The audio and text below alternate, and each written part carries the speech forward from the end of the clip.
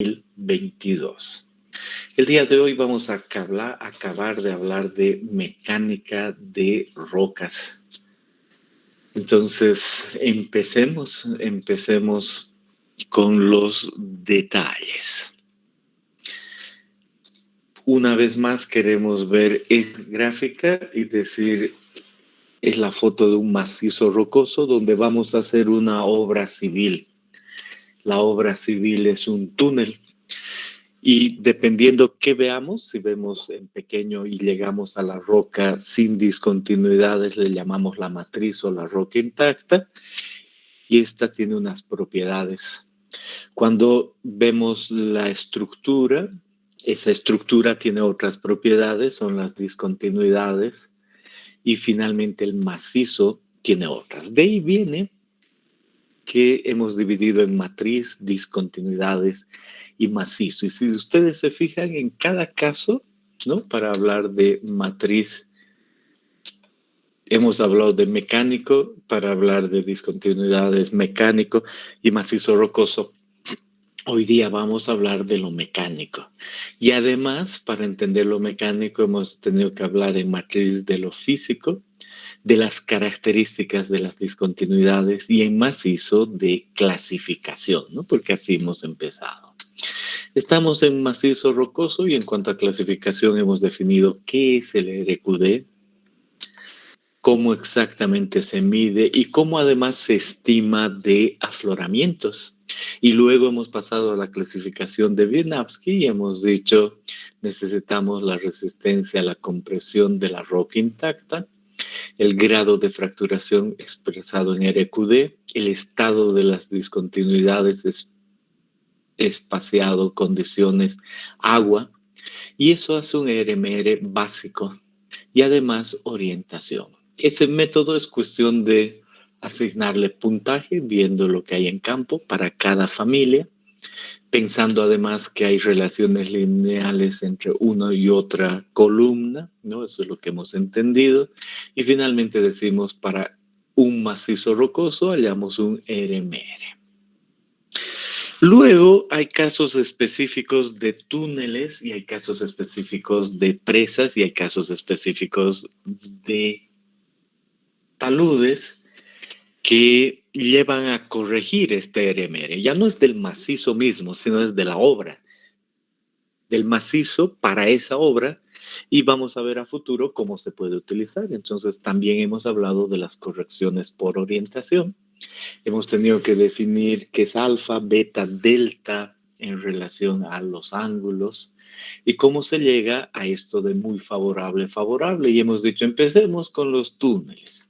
La idea es que nosotros deberíamos ver si la discontinuidad de nuestra familia analizada es paralela o es perpendicular. Si es perpendicular, si es a favor o en contra del buzamiento. Y ahí le podemos asignar valores. Y hemos dicho, practiquemos con el ejercicio 2.15, que tiene un túnel, tiene además los taludes asociados con excavar para ese túnel, que son los portales, y adicionalmente tiene la idea de en ese mismo macizo construir una presa.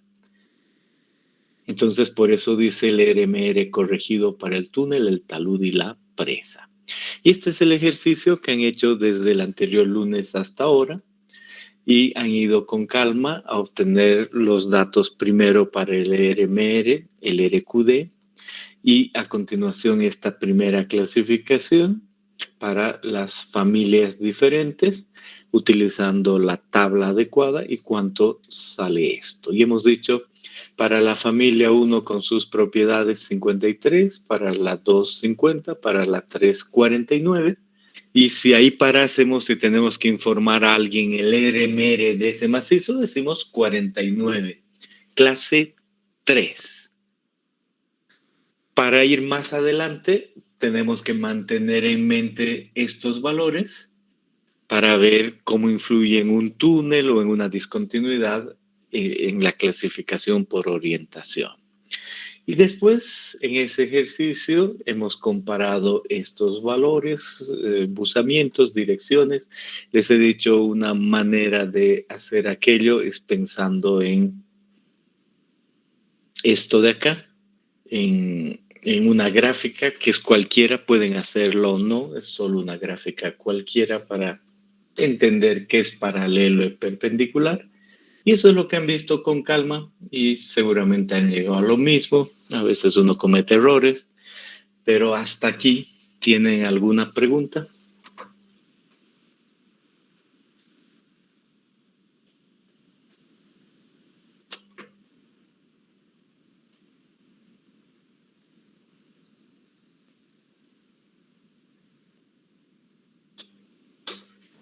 Ingeniero, una consulta.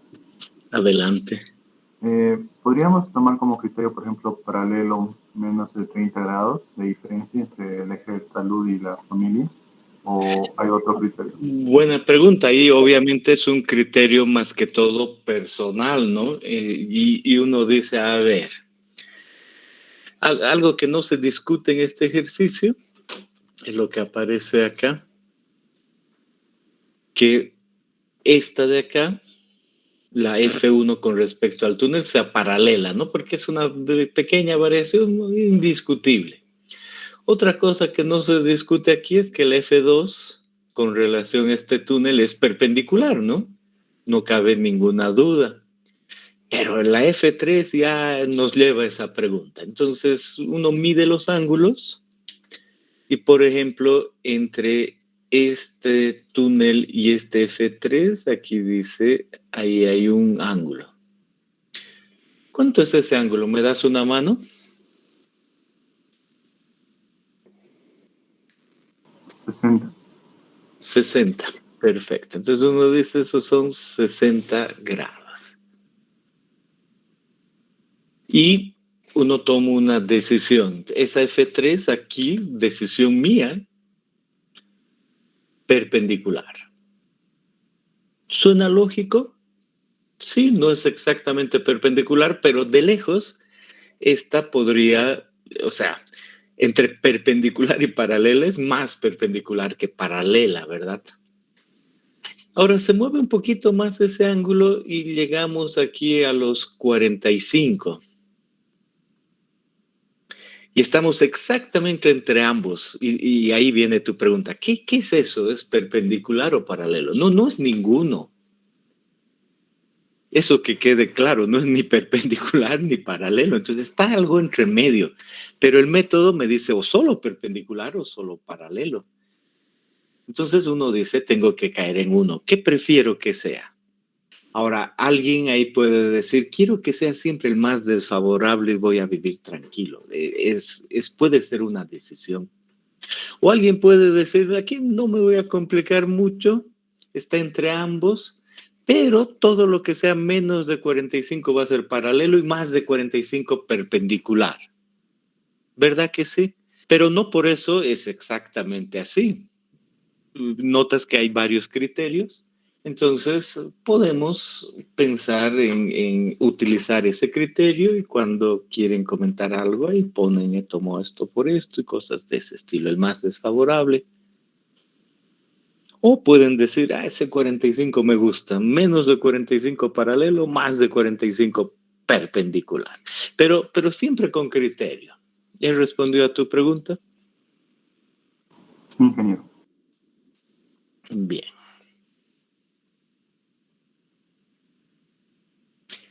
En algún problema, en algún examen, decía, usted tiene una sola discontinuidad que le interesa y esa única discontinuidad, y ya no es el ejercicio 215, ¿no? Es otro, es un examen, y ahí decía, este es el talud, esta es la discontinuidad, y para este talud va a ser un túnel en ese sentido, va a entrar por ahí. Entonces decía, dese cuenta que esta única discontinuidad es perpendicular y contrabusamiento. Y entonces se aplica lo mismo, así de fácil para una discontinuidad. Pero no nos preocupamos, solo sabemos que eso es así. Bueno, en este mismo problema dice ahora, para entender lo que representa el portal, ¿no? El portal y el túnel. Pues otros son los datos para usar el índice SMR y funciona para todo. Y para los datos de este ejercicio, pues con la misma clasificación RMR hay que entrar a esta tabla y han ido paso a paso a hallar para F1P, para F1T, para F2P, T, etc. Y han encontrado un valor. El valor es 25. Y han tomado decisiones sobre F1, F2. Por ejemplo, el F1 podría ser, o cuál era el asterisco aquí, 0,40, o podría ser un promedio, ¿no? Eso es lo que dice aquí. Es correcto, yo les he dicho, puede ser un promedio o uno o el otro. Bueno, de ahí viene que alguien puede tomar otra decisión, por eso el SMR ser diferente. Pero finalmente el menor de todos en este problema es para la familia 3, para una falla plana, el SMR es 25. Entonces, eso es lo que más puede suceder. El RMR del macizo era para esa familia 3, aquí está, para esa familia 3 era 49, pero cuando ya consideramos ese talud, hay que pensar en hacer cálculos, ya vamos a ver cómo, con un SMR 25. ¿En qué se utiliza? Ya voy a ver, pero entre tanto digo, sé calcular. En el ejercicio que les decía, aplicación a una sola discontinuidad, si yo veo esta discontinuidad, ya de lejos es desfavorable, ¿no? Con respecto a lo que estamos hablando, a falla plana.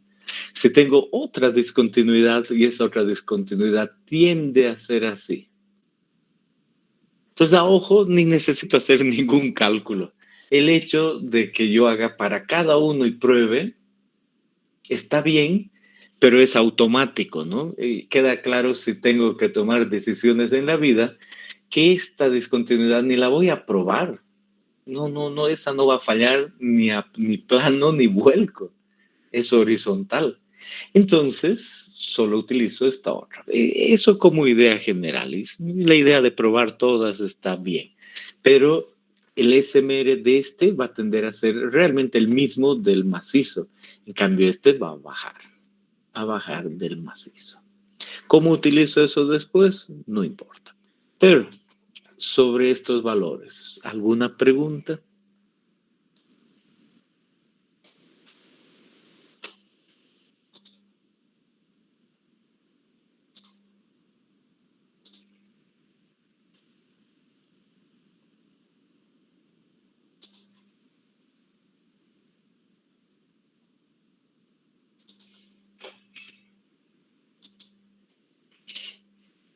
Bien. Y por último está la idea de una presa, ¿no? Hemos empezado con la de concreto y cómo igual a través de una presa de concreto puedo yo por el buzamiento tener la valoración de cuánto restar y que puede eso pasar a lo que son otras presas, materiales sueltos y gravedad. Y luego la idea de si no son paralelas la presa y la discontinuidad, entra un CF por ese valor. ¿Y cómo calcular ese CF con esta ecuación? Y este RMR debe ser el seco, de modo que han podido ver ustedes en su ejercicio que conociendo estos valores, vengo aquí, digo, para todas estas familias el agua daba lugar a 7, pero eso quiere decir que hay agua. Entonces, para clasificar esto, hay que pensar que no hay agua, seco 15. Entonces, de entrada, este valor de RMRBD es más 7, porque en el fondo es más 15. Ya esta vez más 7 tiene que ser más 15. Entonces, ahí este valor pasa a 60. Y luego el CF, que tiene esa ecuación, que la han analizado con calma, tiene los propios valores de CF para las familias, pensando en la presa, haciendo el mismo dibujo de antes, y de ahí el DMR sale 55. Bien, pueden hacer sus preguntas.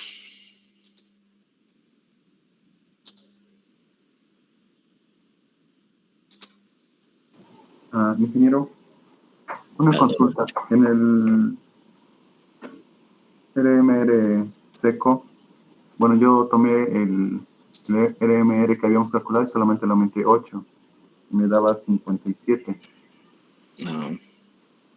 Entonces yo le he pelado ahora que lo dices, qué bárbaro. Y solo ahora que hablas me doy cuenta. Para que llegue a 15, 7 más 7, 14, entonces 7 más 8 es correcto, debes sumarle 8, has hecho muy bien. Y en una consulta, ahí seleccionamos el que habíamos seleccionado antes, el menor, o debemos hacer el mayor. Por las familias, ¿no?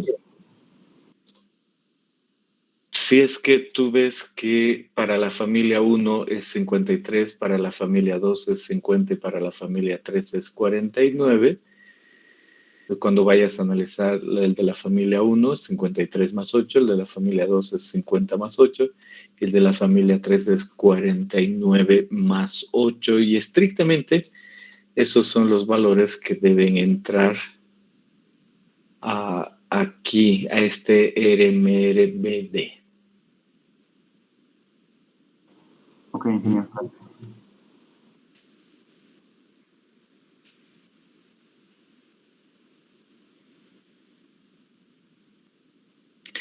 ¿Algo más?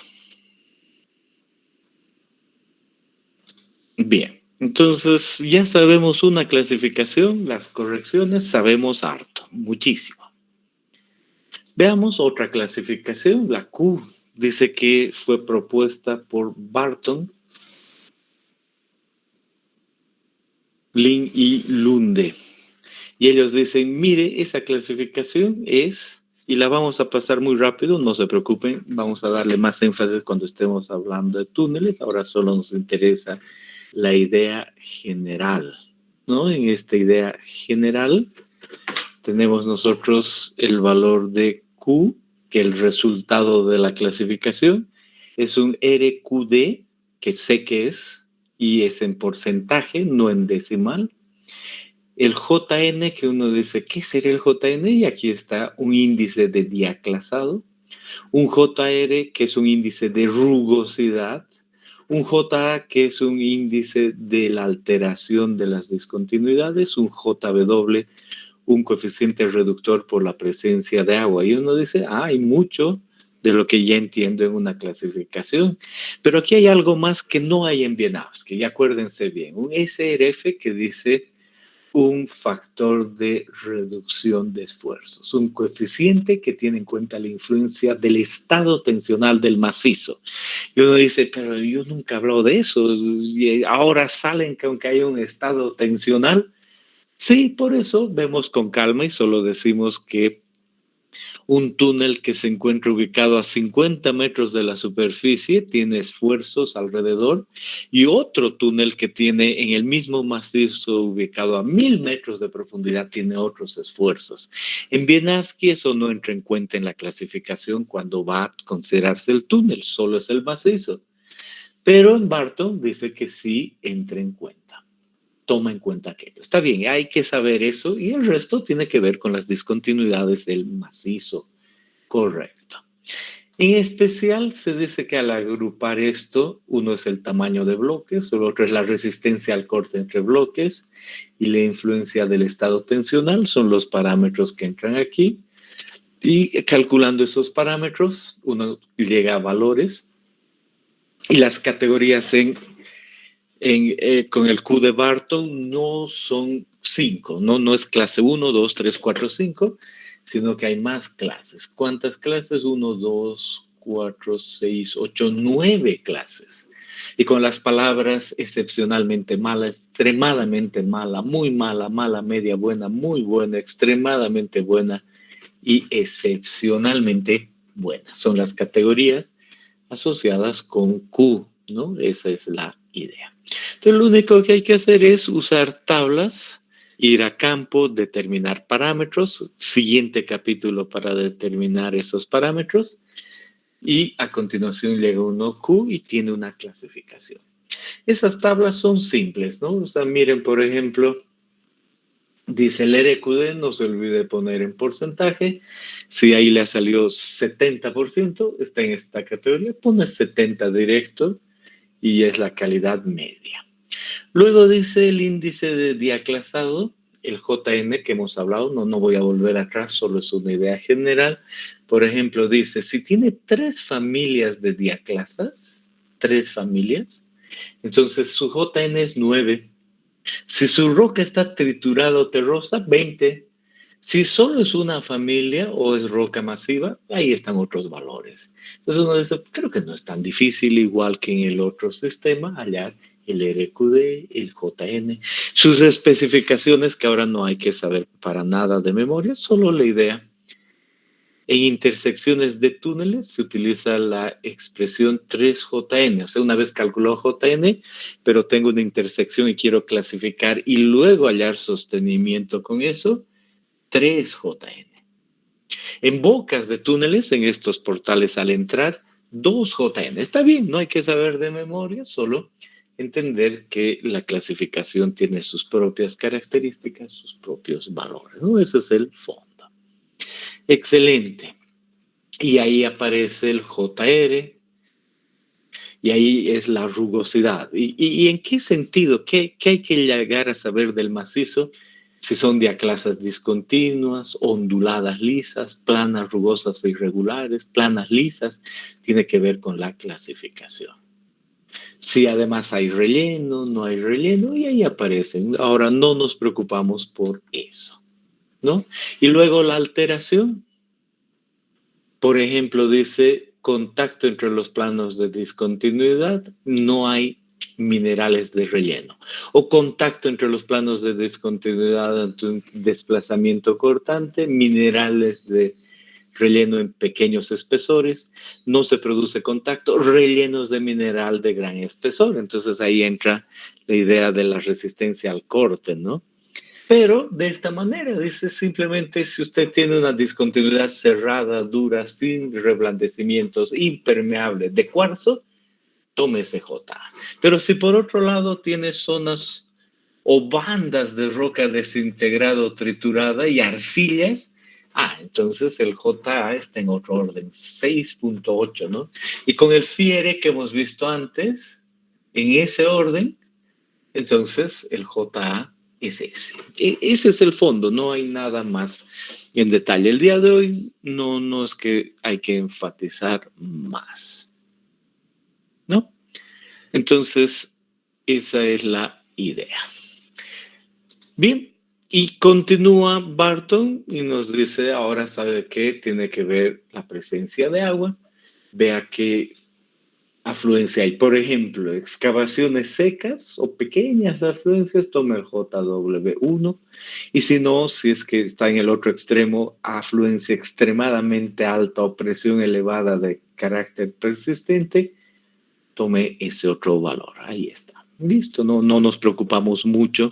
Entendemos cómo se hace la clasificación de Q.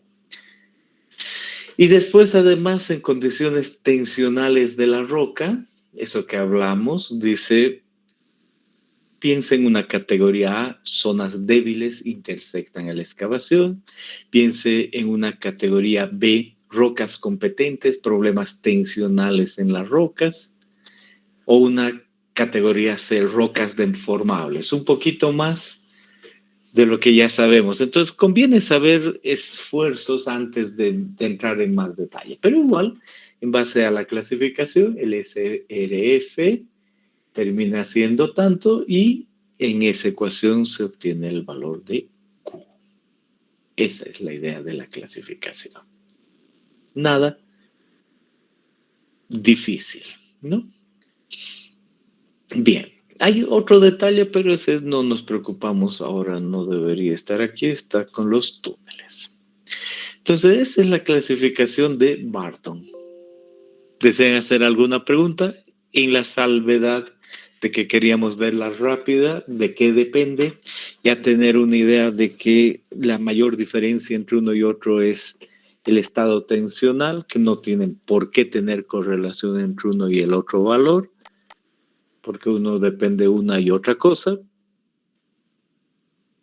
Pero este en especial no vamos a hacer ningún ejercicio hasta llegar a túneles después de haber hablado de esfuerzos. Muy bien.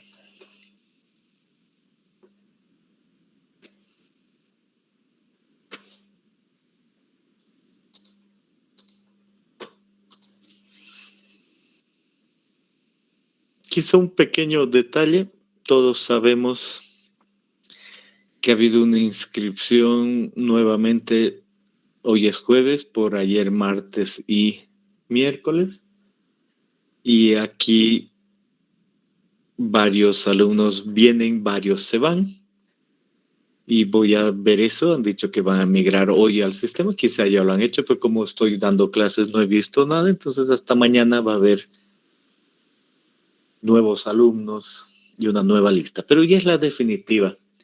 Eso nos permite ya planificar adecuadamente los exámenes presenciales. Entonces, seguramente hasta el lunes voy a hacer una modificación en el cronograma. Entre tanto, nos quedamos tranquilos con aquello, sabiendo que los exámenes tienen que ser presenciales y estamos avanzando y que la lista final llega el lunes, ¿no? O sea, hoy día, pero bien organizada y con todo lo que debo saber, hasta el lunes se cambio de cronograma, si es necesario, parece posible, que va a ir por ese lado y mañana ya van a estar los alumnos normalmente de esta clase. Perfecto. Siguiente clasificación que tenemos que entender, la clasificación GSI.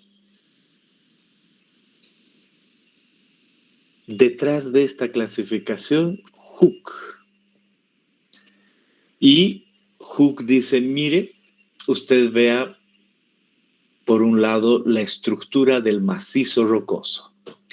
Vea si es intacto o masivo o si cada vez tiene más discontinuidades. Y vea si esas discontinuidades dan lugar a que esté formado por bloques o por muchos bloques, ¿no? O por muchos bloques distorsionado y bandeado, o desintegrado, o finalmente laminado y cizallado. Dice, en esas categorías puede usted estar. Y además vea las condiciones de los labios de las discontinuidades. Puede tomar la más desfavorable, ¿no? Si tiene eso, dice, hay 3 familias. La familia 1 es la más desfavorable. Entonces, ¿cuáles son las condiciones? Muy buena, buena, media, mala o muy mala. Entonces ahí Hooke y Marinos, pero Hooke, la clasificación GSI de Hooke en forma general, dice, estoy en este de acá, y las discontinuidades en clase media, entonces estoy en este punto. Consecuencia, ¿cuánto es el GSI? Entonces uno puede decir, este es 40, este de acá es 50 y entre medio 52, entonces posiblemente 52,5, entonces posiblemente va, no va, 40, 50, 45, ¿no? Entonces, entonces ahí podría yo decir, es 45. Ese es el índice GSI. Y para nosotros, ¿saben qué? Para nosotros. Hay libros que muestran una ligera diferencia. El RMR lo vamos a tomar como el GSI. Si hemos calculado el GSI 45, entonces el RMR va a ser 45. No es que tiene que ser exacto. Algunos libros dicen réstele 5. Pero nosotros vamos a decir el RMR 5. No, el RMR es el GSI. Y si ustedes se encuentran y leen a futuro y dicen, no, realmente la idea es que es -5 porque mucho libro dice eso, está bien, no hay problema. pero basta eso. La idea general es esa. Vamos a ver más detalles en un instante, pero con respecto a esa idea general, ¿alguna pregunta?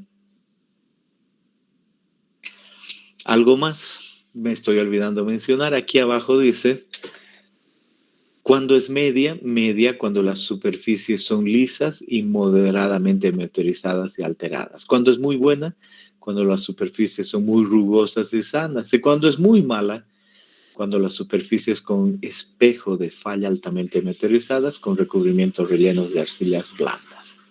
¿Qué dirían si solo vemos este gráfico así? ¿Cuál es más fácil, el RMR o el GSI? De lejos el GSI, ¿no? Es mucho más rápido. Si yo estoy en un túnel y al segundo distingo en qué estructura de macizo estoy. Es bastante fácil el ver esto. Al principio no tanto, pero son claras las diferencias. Y después me dice, ahora vea las discontinuidades. Y no entra tanto detalle como las otras clasificaciones, solo vea la idea general y listo. Y uno llega, comillas, al mismo valor que llegó con detalles de las otras clasificaciones. Muy interesante, ¿no? La propuesta. Bien, entonces vemos detalles, pues estos autores han dicho, vamos a pulir nuestro sistema y le vamos a poner valores. Y esos valores, por ejemplo, para el macizo es importante ver qué es qué, pero dice, vamos a asignar un parámetro de acuerdo a la estructura, un SR. Y sabe que tiene que ver en a cuál pertenece, pero puede calcular ese SR a partir del JB. Puede aquí calcular el SR. Entonces, ¿se acuerdan que el JB lo hemos calculado varias veces cerca a 10? Como ejemplo, ¿no? No quiere decir que siempre sea eso, pero como ejemplo. Entonces ahí entra el JB 10, entro a esta curva y me dice el SR 50. Si el SR es 50, quiere decir que estoy aquí. Prefiero eso porque obviamente me da, antes yo decía estoy aquí, exacto, quizá más arriba, más abajo, bueno, aquí yo puedo medir, ¿no? Entonces no hay problema. Y eso es lo que aparece aquí, ¿no? Puedo yo tomar un JB y el SR es fácil. Pero se han fijado que además aquí trae un SCR. Se trae un SCR, entonces dice aquí está aquí, depende de las discontinuidades, de la más desfavorable normalmente, con esos términos de muy buena, con lo que acabo de decirles, ¿no? En inglés, pero con esos términos. Pero dice, eso mismo puede usted cuantificar, y aquí aparece la ecuación para cuantificar, y esa es la que agrandamos. Ese SCR depende de un RR, un RW y un RF. Y me dice, el RR es la rugosidad. El RW tiene que ver con la meteorización. Y el F tiene que ver con el relleno. No es difícil. Y ahí aparecen las categorías. Rugosidad, muy rugoso, rugoso, ligeramente rugoso. ¿Cómo es este? Medio plano o liso, ¿sí? Y totalmente plano. Y este otro, alteración no ligeramente, moderadamente, altamente, totalmente descompuesto, y el relleno no duro menor a 5, duro mayor a 5, suave menor a 5, suave mayor a 5. Entonces uno dice parte de lo que era Wieniawski, ¿no? Entonces, hecho, y ahí puedo yo asignarle un valor. Por ejemplo, mi discontinuidad es ligeramente rugosa.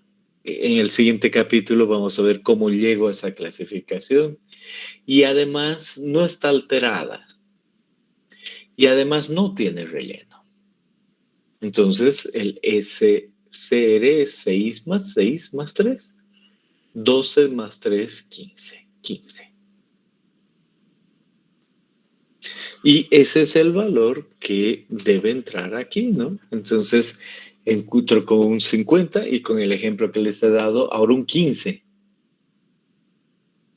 Entonces, estoy ¿dónde estoy? Por acá. Entonces, ¿a qué le pertenece esto? Este 50, 60.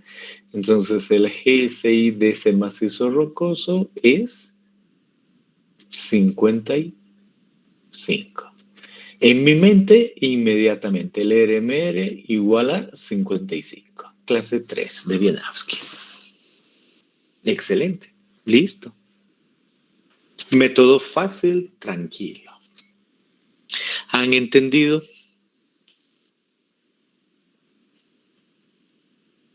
¿Desean hacer preguntas o comentarios?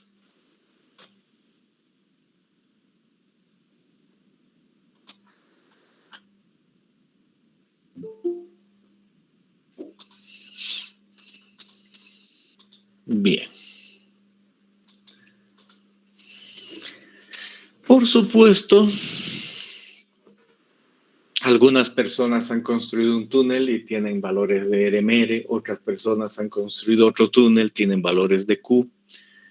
Luego se va a construir otro túnel y han clasificado de acuerdo a RMR, pero entiendo más el Q y así sucesivamente. Entonces, la gente en la comunidad científica pues quiere encontrar las relaciones entre el RMR y el logaritmo, ¿no? Y el valor de Q, además el RMR, como he dicho, y el GSI, y ya he simplificado eso. Y aquí dice, depende de estos autores, la relación puede ser esa. Está bien, ¿no? Aquí sí que no hay que preocuparse mucho. Si uno quiere usar una, está bien, pero acuérdense, en realidad no hay una relación directa. No es que de uno al otro puedo pasar porque no son los mismos parámetros que se miden. Pero dicen que hay esa correlación, que no es exacta, es variable, está bien, no hay problema. En general, cuando estamos hablando de un Q entre 100 y 1000, no hay ningún RMR en especial. Una muy buena entre 81 y 100 RMR equivale a este 40-100 de Q, y así hay una relación que nos ayuda a entender una y la otra. No me preocupo más. Y eso es clasificación. Todavía tengo que ver lo mecánico, pero hasta aquí les queda claro cómo clasificar un macizo rocoso.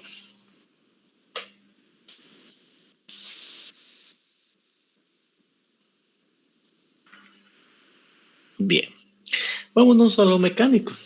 En macizo rocoso hemos visto clasificación y eso nos va a ayudar para lo mecánico.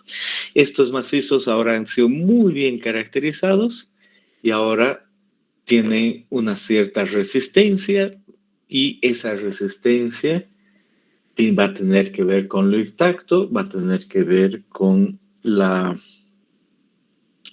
discontinuidad, va a tener que ver con el conjunto del macizo. O sea, en otras palabras, tiene que ver con la clasificación, ¿verdad? Porque la clasificación toma esos valores. Entonces, vámonos a ver la resistencia, la envolvente de falla, el criterio de rotura tras el macizo, así como vimos de la roca intacta, ahora nos toca ver ese criterio del macizo. Esa es la clave, ¿no? Entonces ahí aparece qué criterio en el macizo. Ahí arriba está Hook y Brown. Así como he visto yo para la roca intacta, Hook y Brown proponen algo para el macizo entero. Y me dice, es un criterio de rotura válido para macizos, rocosos isótropos. Actúan de la misma manera en todas direcciones y tiene en cuenta los factores que determinan la rotura de un medio rocoso a gran escala, como son la no linealidad con el nivel de tensiones, la influencia del tipo de roca y del estado del macizo, la relación entre la resistencia, la compresión, la tracción, la disminución del ángulo de rozamiento, la tensión de confinamiento, etc. O sea, me dice hay una envolvente de falla para el macizo y esa envolvente de falla tiene que ver con esta ecuación. Y ahí me dice, esa es la ecuación original, o sea que se ha modificado. Pero ponemos esta ecuación original y decimos, pues yo conozco esta ecuación original. Yo vi que tenía que ver con los ejes sigma 1, sigma 3, la resistencia a la compresión, el parámetro m. Y aquí había un 1 y esto era raíz cuadrada 0,5. Está bien, por eso aquí dice, ese 1 es para roca intacta. Entonces es la misma forma de la roca intacta. Por eso le damos pocos minutos, porque ya la idea general queda muy claro. Al pasar a macizo, la envolvente es la misma, bueno, ecuación original, y la diferencia es que este M ahora está asociado con el macizo, que va a depender de la roca intacta, por supuesto. Y aparece este valor de S que ya no es más 1, sino que tiene que ver con el macizo. Y así empezó con esto y llegó el 2002, en que escribieron Hooke con Carranza, pero obviamente el criterio de Hooke y Brown, más otra persona dijeron, ese criterio finalmente es ese, aquí está. Sigma 1 igual a sigma 3 más la resistencia a la compresión de la roca intacta por el valor M, pero del valor del macizo rocoso, que va a depender del MI de la roca intacta, el sigma 3, la resistencia a la compresión de la roca intacta, el S y el A, que ahora son constantes del macizo rocoso que tienen sus ecuaciones. Entonces ahí está la relación de Hooke y Brown. Parámetros de esta ecuación, aquí están. Los pintaremos, pero muy, muy claros. Antes eran solo dos, el MI y el sigma 6. Ahora también entra la resistencia de la roca intacta. Es obvio, ¿verdad? Pero además entra un MB asociado con el tipo de macizo rocoso, asociado con la litología de la roca, un S, que ya no es 1, y un A. S1 para roca intacta. ¿Y será que hay alguna relación de esto con la roca intacta y la clasificación? Tiene que haber, ¿no? Tiene que haber. Entonces, no hay más discusión sobre el sigma 6, hemos pasado harto tiempo en eso. Ahora el MB. Y el MB me dice, depende del MI. Y ahora espero que, por favor, me digan, abran su micrófono y me digan, ¿cómo se mide el MI? ¿De qué ensayo? Eso es lo que quiero saber. El MI, ¿de qué ensayo?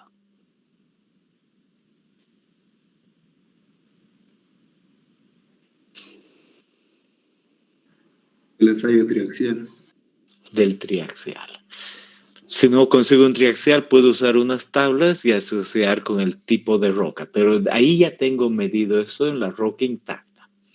Ahora tengo el GCI. ¿Qué era el GCI? La clasificación del macizo según Hooke y Brown. Para nosotros, ese también es el RMR. Perfecto. Y de un parámetro D, lo dejaremos. Ahora pensemos que D es 0.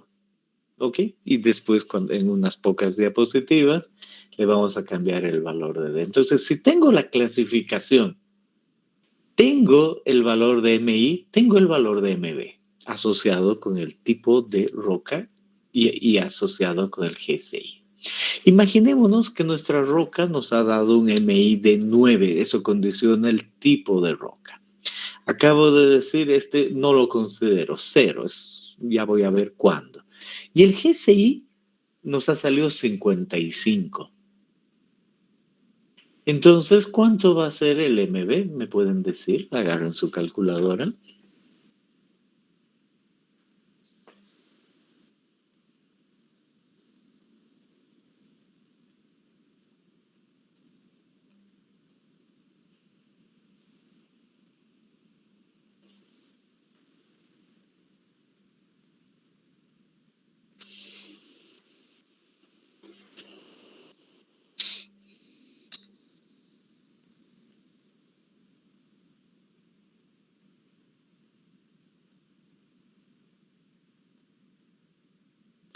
1.804, Inge.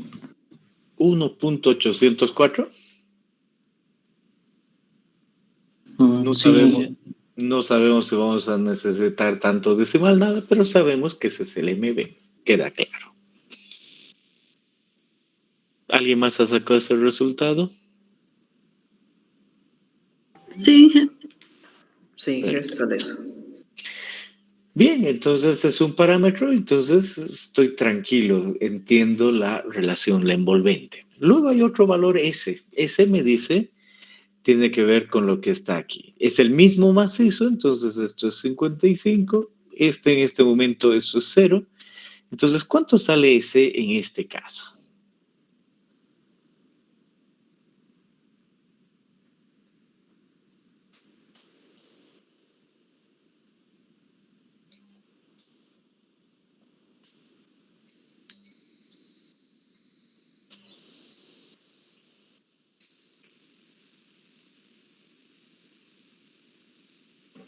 $6,73 por 10 a la menos 3. 6.73 por 10 a la menos 3, un valor pequeño. ¿Está bien?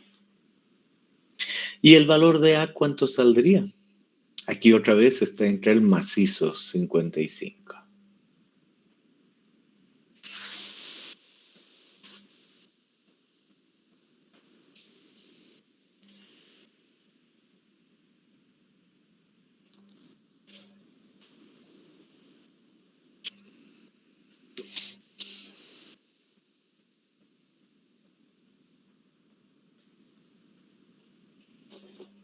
¿Qué diría?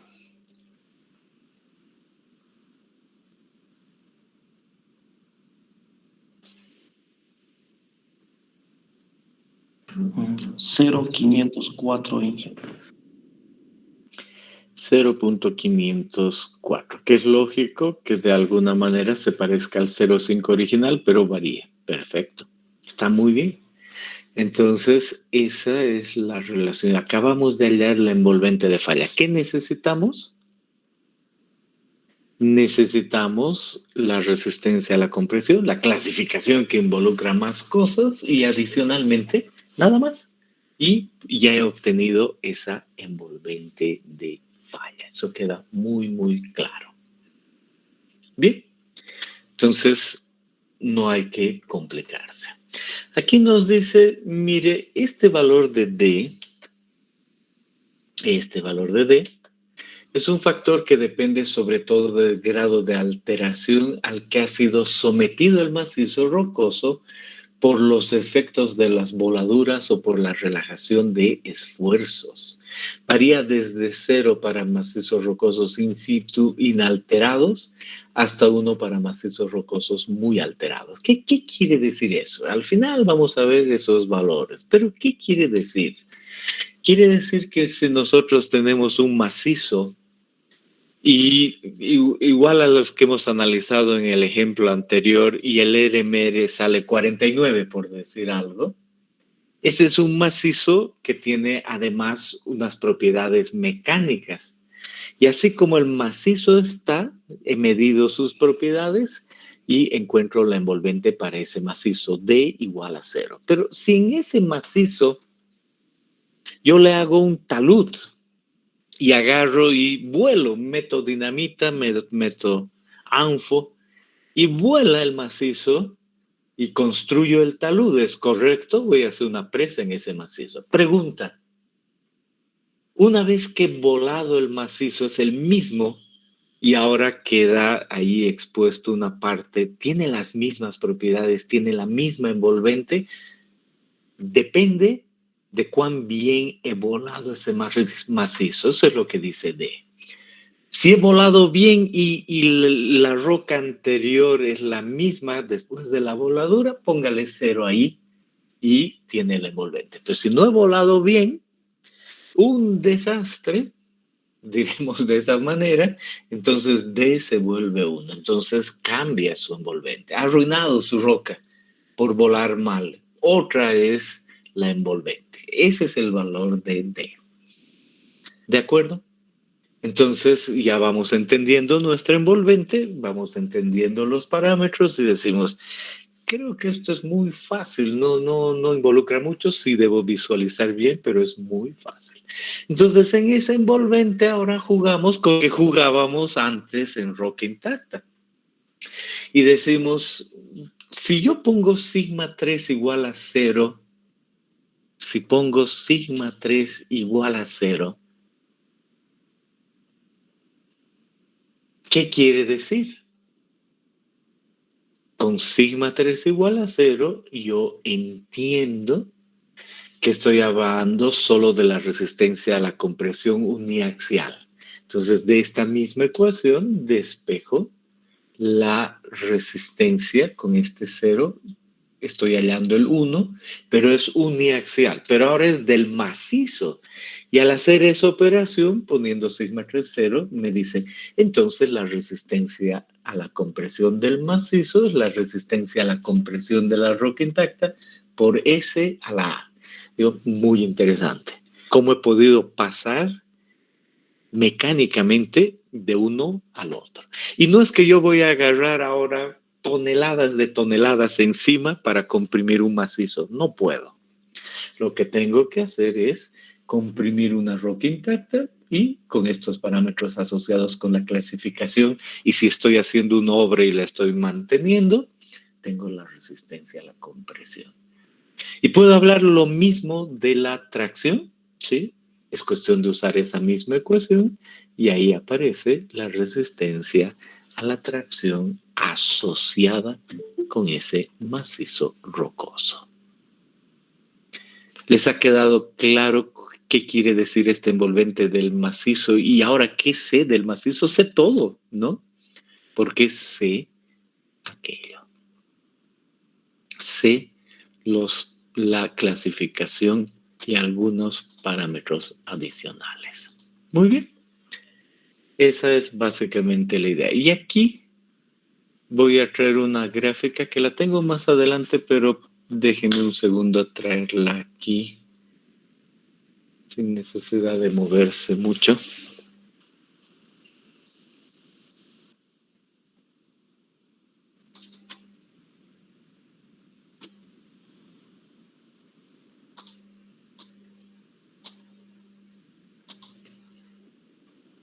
Sí, ahí mismo. Entonces, la siguiente ahora es esta gráfica. Entonces, ahí está. Yo sé que para el macizo, en el plano sigma 1 en función de sigma 3, aquí está. Y sé cuál es la ecuación, la acabo de ver. Ya sé qué son estos parámetros. Por supuesto, igual puedo expresar esa misma ecuación en función de tau y sigma, ¿verdad que sí? Y en el método generalizado se ha hecho eso. Cuando estoy hablando de tracción y compresión, estoy hablando de este punto y ese punto. Y si hablo de pasar a uno y al otro, entonces digo, hay ecuaciones. Fue Balmer quien me dijo tau debe ser eso, sigma debe ser eso, y de estos parámetros son eso. Y miren que aparece AS, sigma CI, etcétera, etcétera. Entonces entiendo cómo yo puedo hallar esta ecuación y la relación que existe entre ambos. Fácil, ¿verdad? Entonces, esta y esta son la misma ecuación, esta es una y las otras ecuaciones son esas, más difíciles, pero entiendo bien. Y ahí está la clave. Entonces, ya sé la envolvente de falla de macizos y todo lo que va asociado con esa envolvente.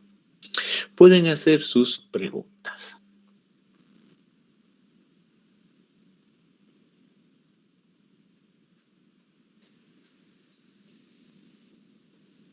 Bien. Y aquí aparece Hooky Brown y de la mano Moore Coulomb. Uno dice, ¿cómo Moore Coulomb? También aquí Moore Coulomb en macizo, sí. Y hay una relación, y al igual que hemos visto esa relación en la roca intacta, decimos igual al poner sigma 1 en función de sigma 3. Tenemos una curva asociada con Hooky Brown. Aquí está, la que acabamos de entender, con S y un A.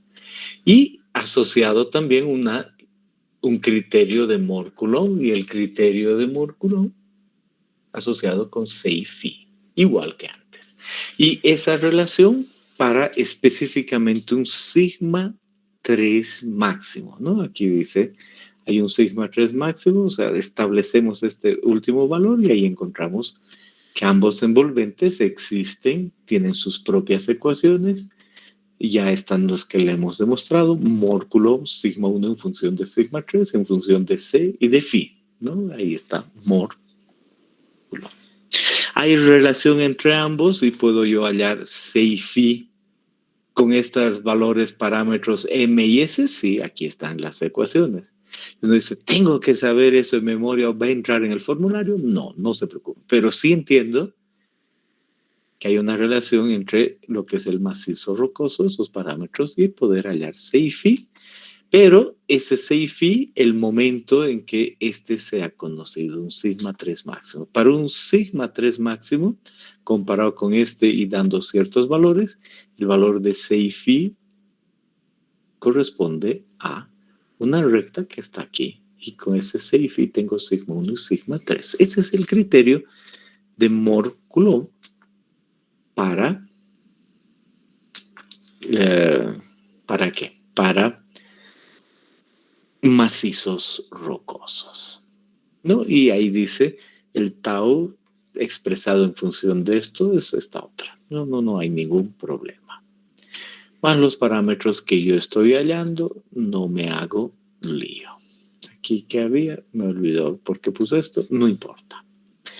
Ahora, la clave es que este sigma 3 que yo decía, ese que es importante distinguir para poder hallar, tiene un significado. Y ese sigma 3, según Hooke y Brown en el criterio generalizado, dice, mire, se ha hecho cierta investigación en el mundo y ese sigma 3, para que usted vaya a una obra, tiene mucho que ver con túneles y taludes. Por eso dice, mire, túneles donde el valor de sigma 3 máximo es aquel valor que da curvas características similares para ambos criterios de rotura en el caso de túneles profundos, o que da perfiles de subsidencia equivalentes para túneles superficiales, donde hay algo más, pero para túneles algo. Y para taludes, donde el factor de seguridad calculado y la forma y ubicación de la superficie de rotura son equivalentes. Pero la idea es que puedo yo hacer comparaciones y necesito en mi obra establecer esa sigma 3 para poder ver bien la envolvente. Entonces, en ese caso dice, mire, vamos a hacer esto. Nos vamos nomás a la literatura, es lo que dicen Hooke y Brown, y de los resultados de estudios para túneles, vamos a determinar que el sigma 3 máximo depende de la compresión del macizo, otra vez la resistencia a la compresión del macizo, gamma y H es la profundidad del túnel desde la superficie, y esa ecuación me va a dar un sigma 3 válido. Interesante. Y con ese sigma 3 yo voy a poder saber cuál es la envolvente hasta ese valor de sigma 3 que se calcula de esa manera.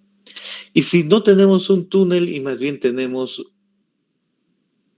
un talud, entonces dice igual, ese sigma 3 máximo tiene esa relación con la resistencia a la compresión del macizo, y H es la altura del talud.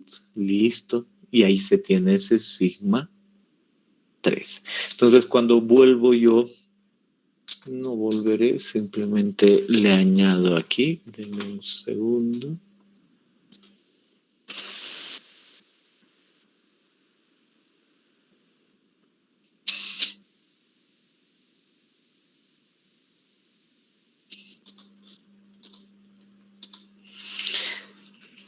Y ahora sí, entonces cuando yo ahora le añado, ¿qué copió? Pues la otra ecuación. Déjeme un segundo. Entonces vuelvo ahí. Ahora sí.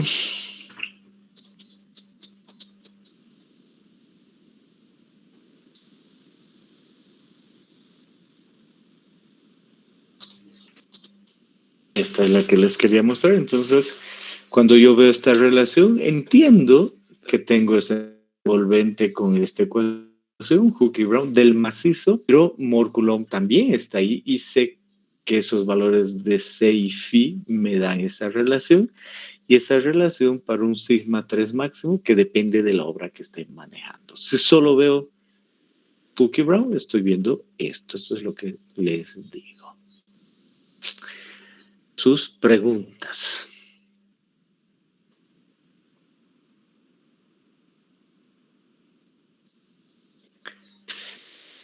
Entonces, lo único que falta para ver bien esto y aparece en este criterio generalizado de Hookie Brown, que es un artículo y les estoy mostrando parte de ese artículo, es el valor de D. El valor de D, que ya he entendido a qué se refiere, entra en estas ecuaciones en MB, en S, y ahí entra el D, que puede ir entre 0 y 1.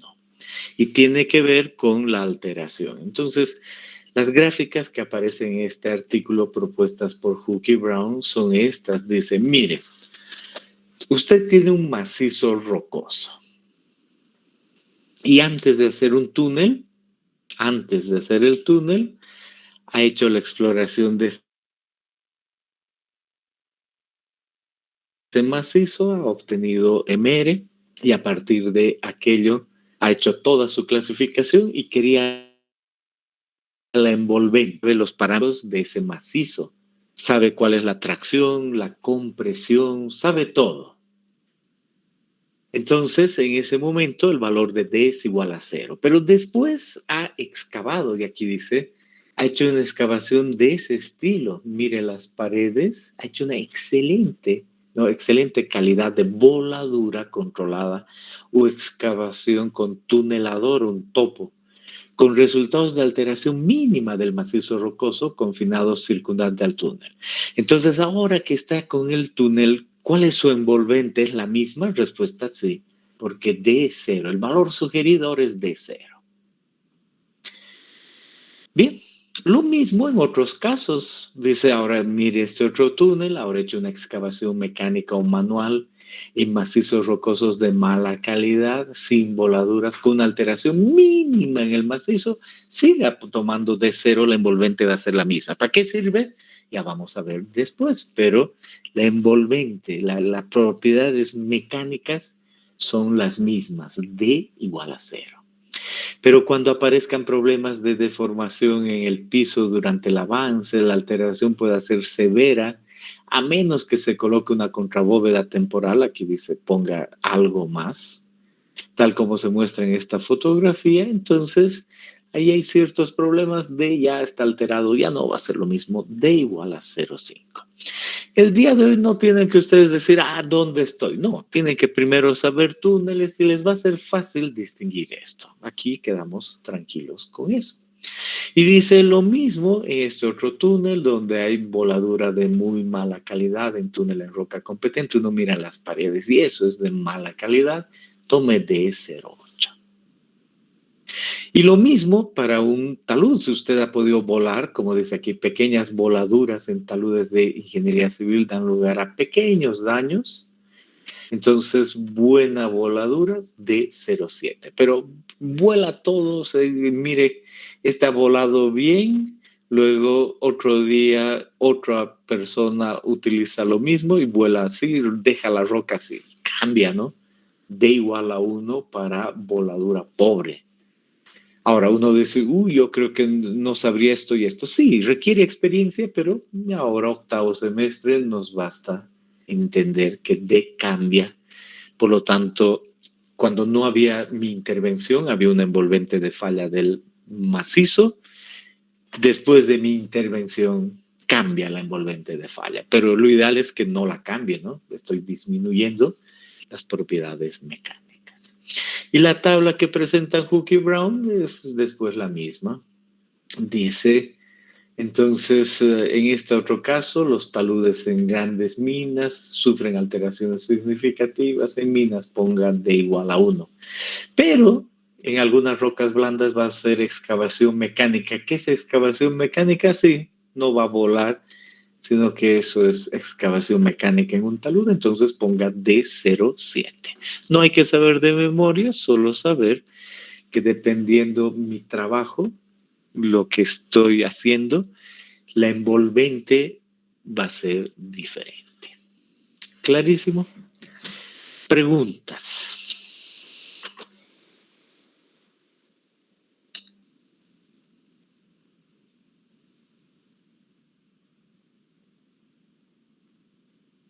Muy bien. Y después, ya que sabemos esto, ¿qué otra propiedad mecánica necesito aparte de la envolvente de falla? El módulo de deformación. ¿Cuánto es E del macizo?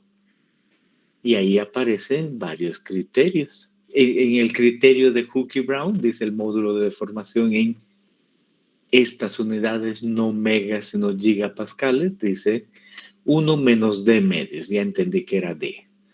Y la resistencia a la compresión y la clasificación de la roca, E es estimado eso. Y cuando esta resistencia a la compresión es menor que 100. Si es mayor que 100, el E está asociado con esta otra ecuación. Entonces uno dice, muy interesante, están los parámetros de resistencia y deformación del macizo. Y lógico, dependen de la compresión de la roca intacta, la clasificación y cuánto he alterado. Y nunca me olvido. Mi macizo así sin tocarlo, ¿qué E tiene? Ahora voy, le hago un túnel, le hago un talud. He cambiado mi macizo. Ese es D, es el que me avisa eso. ¿No? Nunca olvidarse que esa es la manera de entender el valor de D. Y listo, así está. Entonces, obviamente hay varios detalles y lo que además hay que mencionar es que existe un programa que es el Rock Lab. Y aquí dice que Hook está muy relacionado con esta empresa Rock Science y Rock Science ha dicho vamos a hacer el Rock Lab. Perfecto. Y ese Rock Lab pues involucra esto que está aquí. Me dice, vamos a poner, aquí no he cuidado de poner algo más grande, pero hago un acercamiento y me dice, ¿sabe qué? Introduzca estos parámetros, ¿no? No hay que complicar mucho. Introduzca la resistencia a la compresión, el GSI, el valor de MI y el D, todo lo que he hablado. Y le voy a calcular estos parámetros SAFE y MB, de acuerdo a lo que hemos hablado. Y ahora usted decida, para hallar las envolventes, además de Mohr Coulomb, ¿cuánto va a ser el sigma 3? Y ahora solo dígame, ¿usted quiere tomar un criterio cualquiera o tiene un túnel o tiene un talud, como hemos hablado? Y luego le voy a calcular la resistencia y el E del macizo. Listo. Y además le voy a hacer el gráfico de la envolvente resistencia.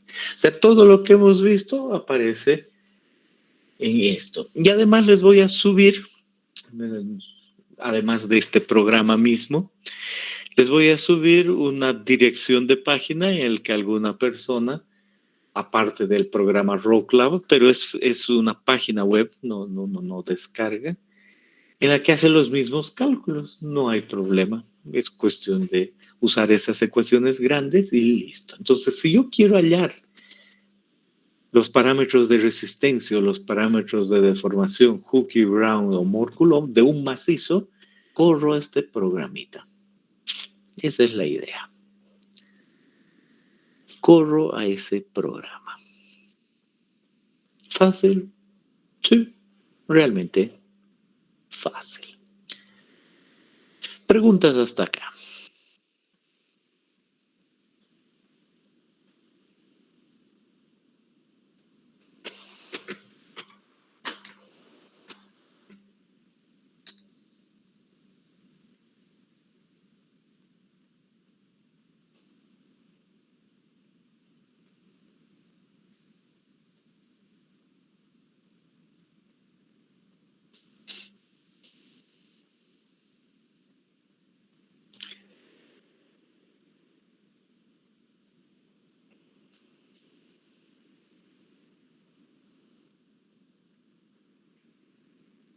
Bien.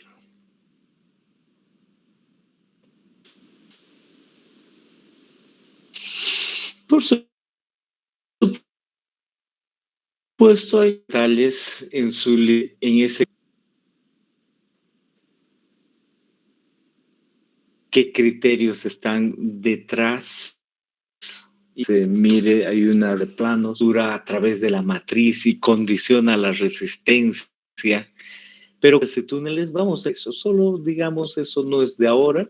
Con respecto al módulo E, dijimos, esas son las ecuaciones, pero por supuesto la vida no es tan simple en ingeniería civil.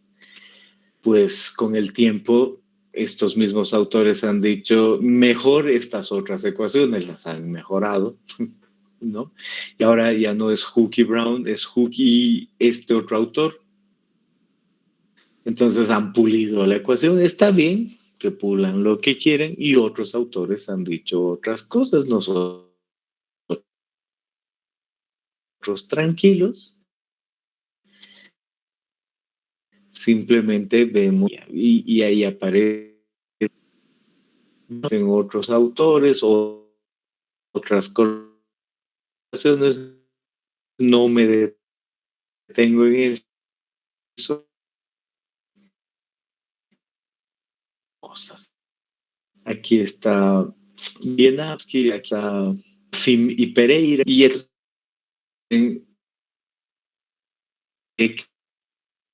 que son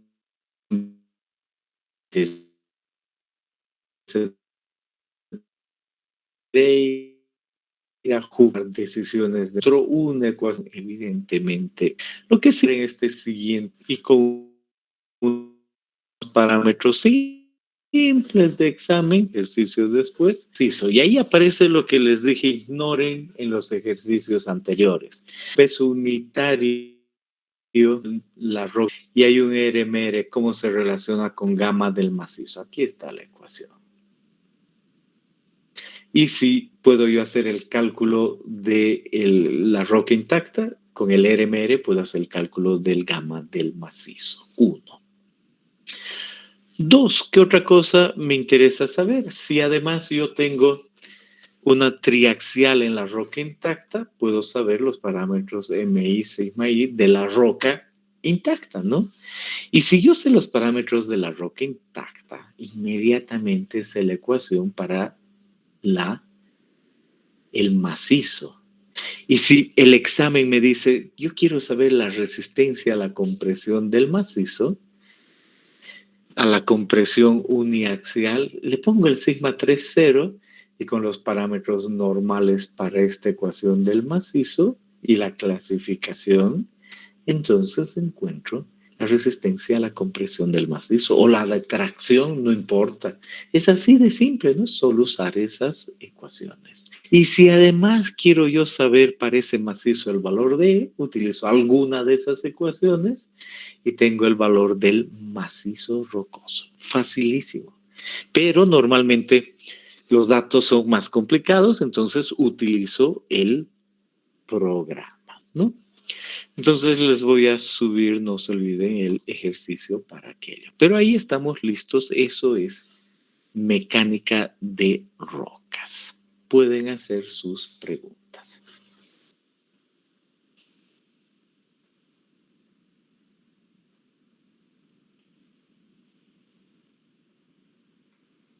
Bien.